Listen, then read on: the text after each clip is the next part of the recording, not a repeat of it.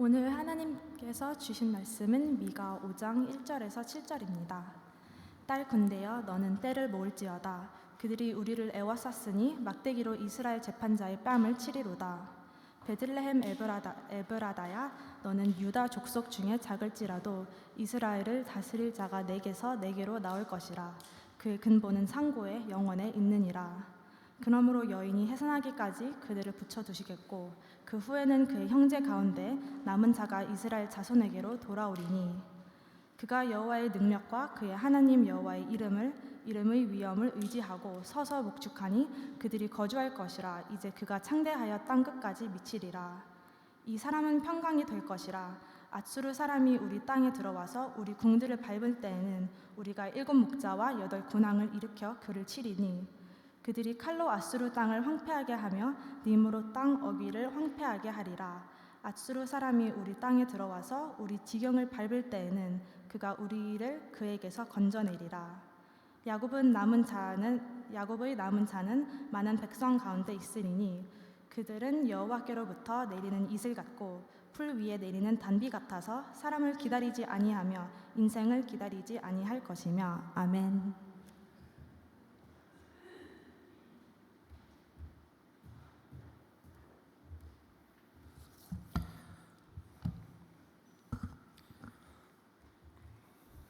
할렐루야. 오늘도 참 좋으신 우리 하나님께로부터 오는 은혜와 평강이 여러분 모두에게 가득하기를 예수님의 이름으로 축원합니다. 네. 오늘은 이미 앞에서 언급을 했듯이 대림절의 첫째 주일입니다. 대림절의 첫째 주일. 무슨 뜻이냐면 어제로 2025년에 교회력이 끝나고 오늘로 2026년에 교회력이 다시 시작한다 하는 것입니다. 자, 우리가 교회적으로 절기를 지키죠. 절기를 따라가고 있습니다. 그 의미가 무엇일까요? 우리가 하루하루를 주님과 함께 한다 하는 뜻이에요. 자, 한국말로 절기라고 하면 무엇입니까? 한국에는 24절기가 있어요. 이것은 물론 중국에서 넘어온 것이기도 한데 1년 12개월 52주 이 1년을 이렇게 자연의 주기에 맞춰서 반복되는 주기에 맞춰서 나눈 마디예요. 그래서 한 마디 한 마디 24절기가 1년을 구성을 하고 있어요. 그런데 우리가 따르고 있는 이 교회력이라고 하는 것은 그러한 의미의 절기하고 다음 3가지 측면에서 달라요. 한국에서도 절기가 있고 교회에서도 절기를 말하는데 교회에서 말하는 절기에는 그냥 일반적인 자연주기를 따르는 반복적으로 생겨나는 자연주기를 따르는 절기와 다른 3가지 측면이 있는데 무엇일까요? 아시죠? 확인해 보겠습니다. 교회의 절기는 자연으로 나눈 것이 아니라 구원 역사 사건으로 표시된 축일입니다. 축일. 마크된, 나누어진, 디바이드한 게 아니라 교회의 중요한 사건들로 하나님의 구원 역사의 중요한 사건들로 이렇게 마크된 축일이라 하는 거예요. 물론 그 배경에는 자연의 주기에 따른 첫 번째 것들이 있었어요. 6월절 전에 도 그렇고 또 오순절 앞에도 역시 자연에 따른 절기가 있었습니다. 그런데 역사 속에서 하나님의 구원 사역 속에서 또 다른 사건이 들어오고 그 사건들로 인해서 이렇게 새로운 의미의 날들이 생겨났고 그것이 성경에서는 축일이라고 하고 우리는 그거를 절기라 부르고 있어요. 이스라엘에게는 출애굽의 역사에 따라서 표시된 절기들이 있고 또 교회에게도 역시 예수 그리스도의 구원의 역사로 표시된 절기들이 있죠. 그래서 유대인들은 지금도 그 절기를 지키는데 크게 3대 절기라고 하죠. 유월절, 칠칠절, 초막절 이렇게 지키고 있고, 예수를 믿는 우리는 어떻습니까? 우리가 유월절을, 칠칠절을, 초막절을 지키지 않지만 우리는 대림절로 시작해서 성탄절, 또 부활절, 성령 강림절을 이렇게 지켜나가는 거죠. 그렇죠? 아시죠? 두 번째로, 이 반복된다는 면에 있어서 교회의 절기는 단순하게 순환하는 것으로서의 반복이 아니에요. 그보다는 이 서큘러한 게 아니고 자연처럼 교회의 절기는 나선형 구조처럼 어떻게 해요? 앞으로 반복되면서도 앞으로 나아가는 거예요. 그리스도에게서 시작을 해서 그리스도와 함께 하나님을 향해서 계속 조금씩이라도 계속 앞으로 나아가는 것입니다. 그래서 작년에도 대림절이 있었어요. 그리고 올해 지금 우리가 대림절을 맞이하고 있는데 둘 사이에 중요한 차이가 있습니다. 작년 겨울하고 올해 겨울하고 날씨의 기온에 있어서 차이가 있을 수 있겠죠. 그런데 우리가 지키는 이 대림절에서도 중요한 차이가 있어요. 무엇이겠습니까? 크게 말씀해 보세요. 무엇일까요? 안 들리는데 말씀을 하신 건데 잘 안 들려서 답을 하셨다고 생각을 하고, 올해 우리가 지키는 이 대림절에는 작년에 우리가 대림절을 지킬 때보다 하나님과의 관계에서 더 가까워졌을 수 있고 더 멀어져 있을 수 있다는 거예요. 똑같지 않다는 겁니다. 그것이 교회력이 자연의 절기하고 다른 이유 중에 하나인 거죠. 세 번째로, 교회의 절기는 오직 참여하는 자에게만 의미가 있어요. 자연의 절기나 종교적인 축제들처럼 그냥 알고 느끼고 기억하고 지나가는 것이 아니에요. 그러니까 일상이 지배하는 시간 속에 추가로 만들어진 여분의 시간들, 행사들이 아니라 하는 것입니다. 참여하지 않으면 아무 의미도 없지만 존재 자체도 없는 것이에요. 그러나 참여하는 자에게는 인생에 의미를 부여해주고 그리고 우리의 일상을 이끌어가는 아주 중요한 시간이 되는 겁니다. 그래서 대림절에 우리가 그리스도의 오심을 바란다고 하는데, 그것은 대림절에만 기억을 하는 것이 아니고 그것에 참여하고, 그래서 대림절 기간 24일 동안 하루하루가 어떻게 돼요? 다시 오실 주님을 기다리는 움직임, 발걸음이 되는 겁니다. 우리 삶 속에 깊이 들어오는 것이 교회가 지키는 절기라 하는 것이죠. 그래서 대림절과 성탄절의 경우 우리는 예수님의 탄생을 기념만 하는 것이 아닙니다.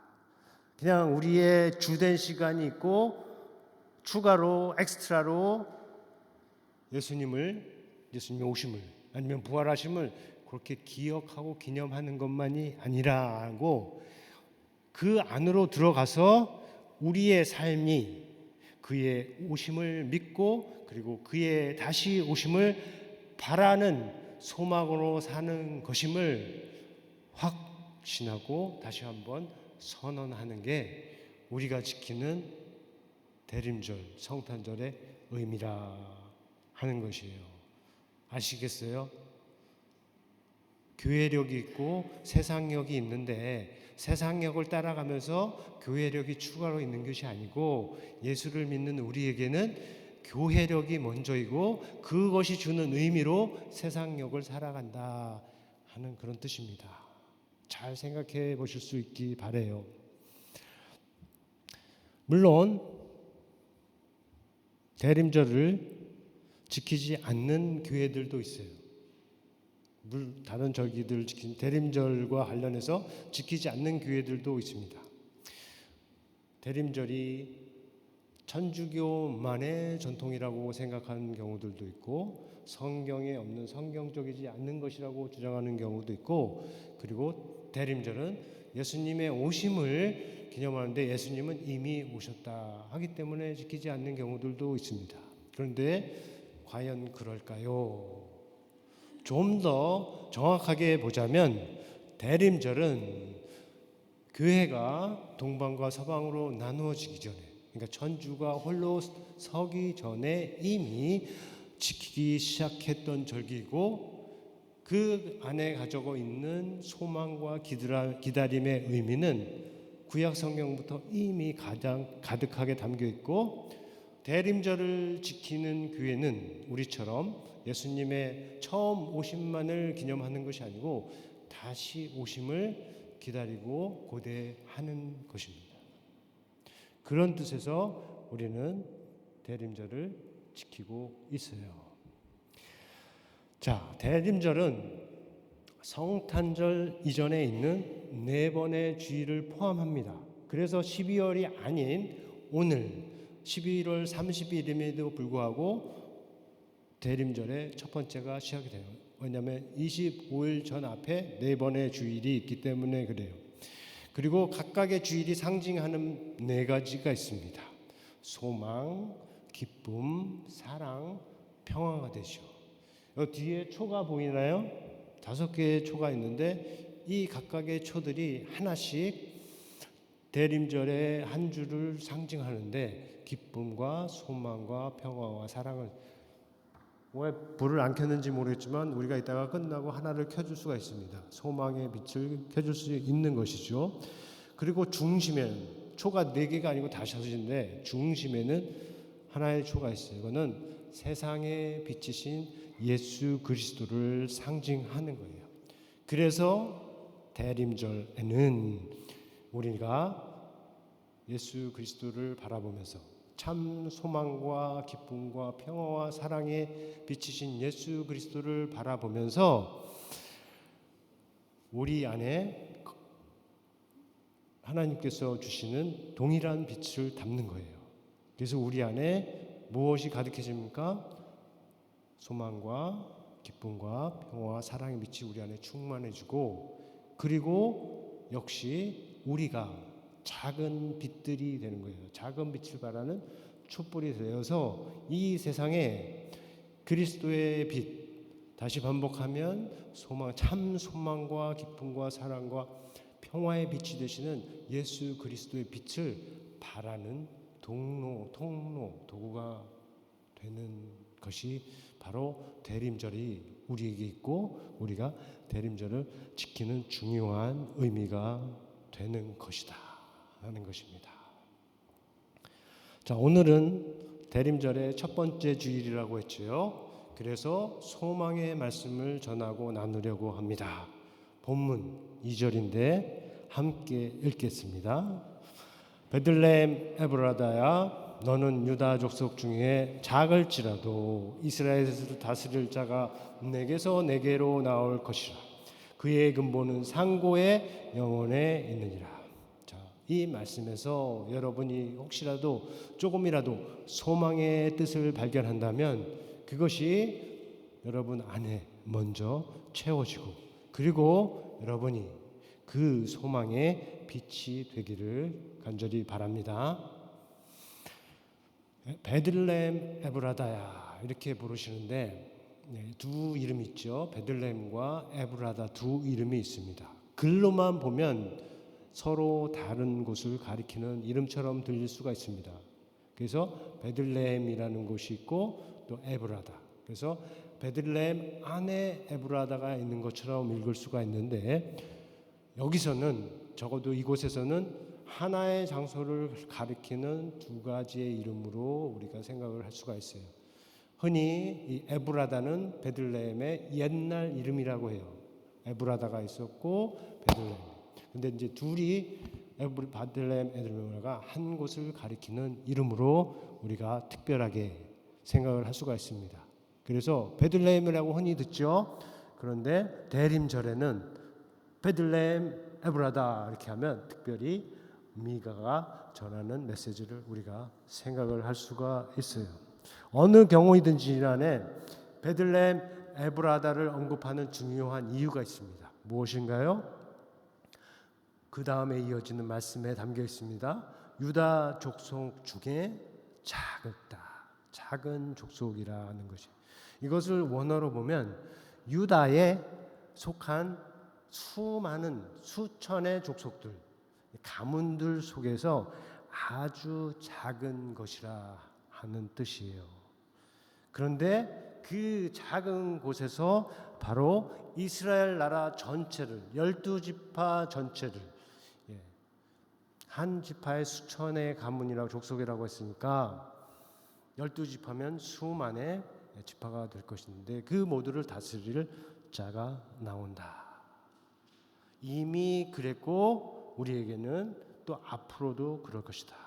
이스라엘의 가장 큰 왕이 누구입니까? 가장 잘 알려진 왕이 누구예요?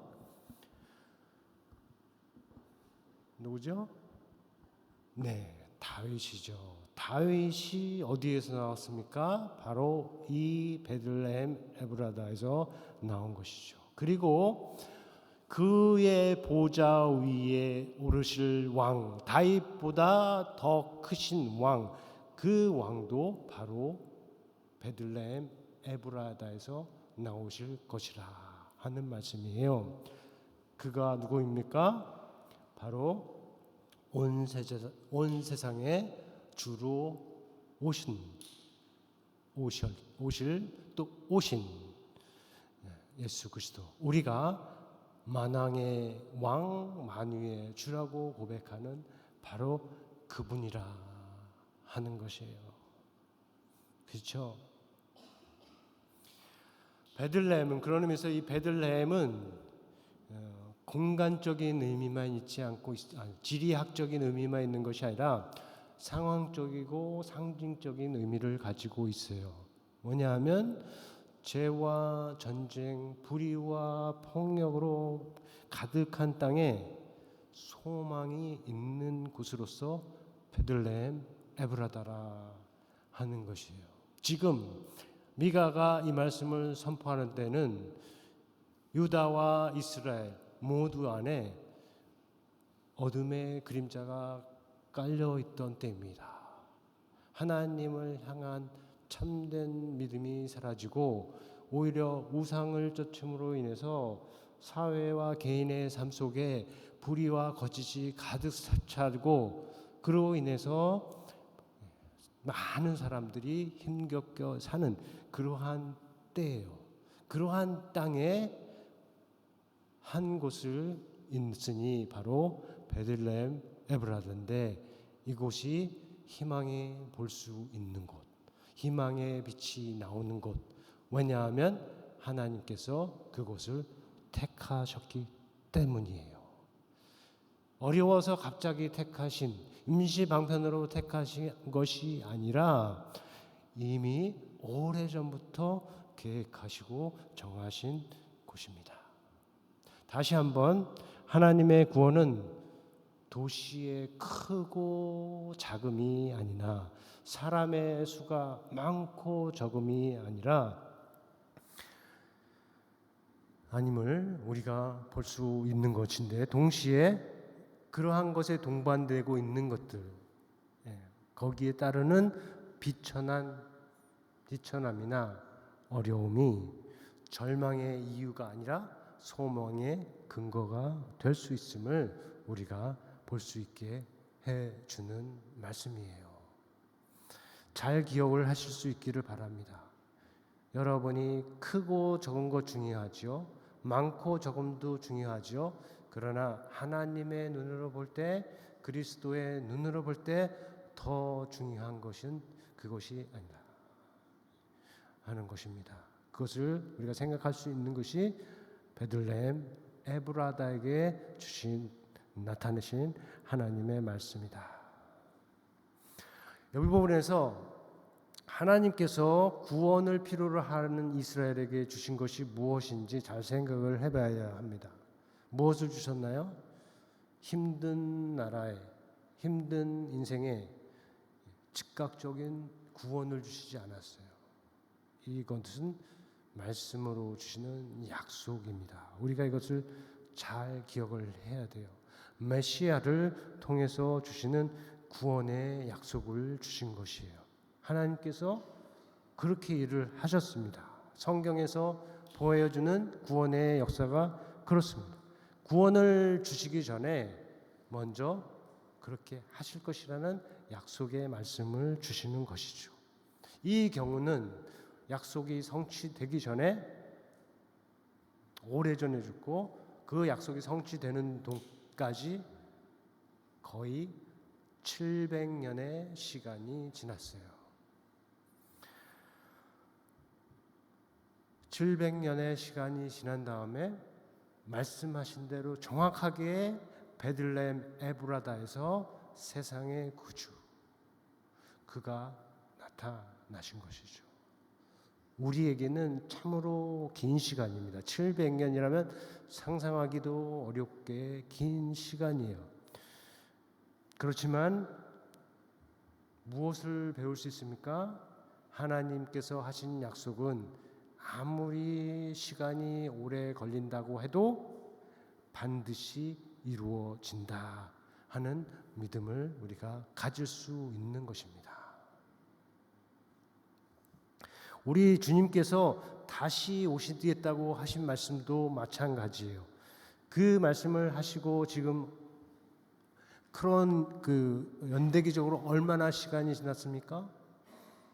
2000년이 지나고 가고 있습니다. 그렇지만 오늘 말씀에 비추어서 우리가 생각할 수 있는 것은 1000년이 걸리고 10,000년이 걸린다고 하더라도 다시 오시겠다고 하신 주님은 반드시 다시 오신다 하는 확신을 우리가 갖는 것이 중요한 것입니다. 주님께는 하루가 1000년 같고 1000년이 또 하루 같다고 말씀을 하셨죠. 그래서 우리에게는 100년, 1000년, 10,000년이라는 시간의 양이 중요한 것이 아니고 그 시간 속에서 우리가 어떻게 이 짧은 100년도 하는 이 짧은 인생을 살아가느냐 하는 퀄리티, 질이 중요한 것입니다. 확실한 소망 가운데 사는 것이 중요한 것은 그 소망 가운데 이미 다시 찾아오신 주님과 이미 동행하는 경험을 갖고 있는 사람들이 있기 때문에 그렇습니다. 이 땅에 살고 있는데 다시 오실 주님을 바라보는 소망 가운데 이미 그 주님과 함께 이 땅의 삶을 살아가는 사람들이 있고 그것이 가능하기 때문입니다. 왜냐하고요? 하나님께서 그의 보혜사 성령님을 보내주셨기 때문입니다. 자, 많은 것을 갖고 크고 풍요롭게 살고 무엇을 하든 잘 되는 상태에 있기 때문에 그렇게 믿는 것이 아니라 지금은 힘들고 어려워도 내 안에 소망의 빛이 살아있기 때문입니다. 앞으로는 뭐든지 잘 될 거야 라는 막연한 기대가 아니라 지금 지나가고 있는 이 어려움 자체가 바로 나를 다스릴, 우리를 다스릴 이가 나오실 때와 장소, 곧 베들레헴 에브라다이기 때문입니다. 그렇다는 확실한 소망인 것이에요. 그 소망 우리가 다 갖기를 바랍니다. 오늘 찬양에 예수는 뭐라고 했습니까? 세상의 소망이라고 했죠. 맞습니다. 세상의 소망입니다. 그런데 그 전에 교회의 소망이고 나의 소망이어야 돼요. 예수께서 나의 소망이 되실 수 없고 우리의 소망, 교회의 소망이 되실 수 없다면 세상의 소망도 되기가 어렵습니다. 예수를 세상의 소망이라고 찬양한 우리가, 여러분이 정말로 예수를 나의 소망, 우리 교회의 소망으로 인정하고 찬양할 수 있는 그러한 삶을 살기를 예수님의 이름으로 축원합니다. 그 말씀 생각하면서 우리 거듭의 기도 시간 갖겠습니다. 작은 족속에게 나오실 큰 임금, 하나님의 눈은 우리의 눈과 다를 때가 많이 있습니다. 우리의 눈이 크고 많은 것을 보기 원할 때, 또 강하고 아름다운 것을 보기 원할 때, 하나님은 다른 것을 가리키면서 우리로 하여금 크지 않고 작은 것, 많지 않고 적은 것, 강하지 않고 약한 것, 아름답지 않는 것을 보게 하실 수가 있습니다. 그렇게 인도하실 때 우리가 하나님의 눈을 회복하고, 그래서 그 안에서 역사하시는 하나님을 볼 수 있기를 바라고, 그에 맞춰서 기도하기를 원합니다. 내 인생을 바라보기를 원합니다. 우리 교회를 바라볼 수 있기를 바랍니다. 그래서 정말로 우리 안에 예수 그리스도를 통해서 주신 하나님의 소망이 가득할 수 있기를 바라고 기도합니다.